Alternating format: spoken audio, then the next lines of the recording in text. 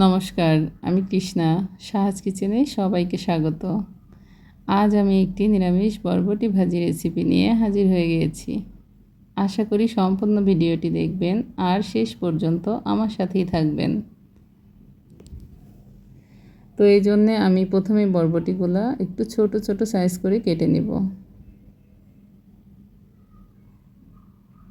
আমি এখানে হাফ কেজির একটু কম নিয়েছি। আপনারা আপনাদের প্রয়োজন মতো নেবেন। আর এই ভাজিটা একবারে কালার এভাবে সবুজ রেখেই ভাজি করব আমি। তো এই জন্যে ভিডিওটি দেখতে হবে, না হলে তো বুঝতে পারবেন না।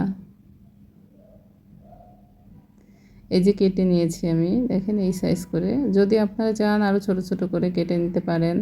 তো এখন আমি ধুয়ে এই যে জলের ভেতরে সিদ্ধ বসিয়ে দিয়েছি। এখানে আমি একটু লবণ দিয়ে দিয়েছি, কারণ লবণটা দিলে সিদ্ধ করার সময় কালারটা নষ্ট হয়ে যাবে না, কালারটা আরও সবুজ হবে। এই যে দেখেন, মিডিয়াম সিদ্ধ করে নিতে হবে, একবারে বেশি সিদ্ধ করা যাবে না। তো আমি কড়াইতে সরিষা ফোড়ন দিয়ে দিচ্ছি। সামান্য তেল দিতে হবে, বেশি তেল ব্যবহার করার দরকার নাই। আর সরিষাটাকে ঘষে একটু মিশিয়ে নিতে হবে। সরিষাটা পুড়ে গেছে, এখন আমি কিছুটা কাঁচামরিচ দিয়ে দিয়েছি। এখানে ঝালটা আপনারা যে যার ইচ্ছা মতো দিয়ে নেবেন।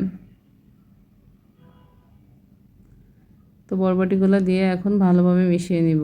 আর পরিমাণ মতো লবণ হলুদ দিয়ে দিব। তো লবণটা দেওয়ার সময় অবশ্যই খেয়াল রাখতে হবে। আমি যেহেতু আগে একবার লবণ ব্যবহার করেছি, তো সেই ক্ষেত্রে আমি আমার পরিমাণ মতো লবণ এখানে দিয়ে দিয়েছি। বেশি দিলে আবার লবণ পোড়া হয়ে যাবে, খেতে ভালো লাগবে না। এই যে দেখেন, ভাজিটা হয়ে গেছে প্রায়। তো শেষের পর্যায়ে এসে আমি একটুখানি চিনি ছড়িয়ে দিয়েছি। অবশ্যই চিনিটা ব্যবহার করতে হবে, তাহলে বরবটির যে উগ্র একটা গন্ধ থাকে সেটা চলে যাবে। আর দেখেন কত সুন্দর সবুজ কালার হয়েছে এখনও। অবশ্যই এটা হাই ফ্লেমে ভাজতে হবে, না হলে কালারটা একবারে নষ্ট হয়ে যাবে। বেশি ভাজা হয়ে গেলে খেতেও ভালো লাগবে না। এই ভিডিওর একবারে শেষের দিকে চলে এসেছি।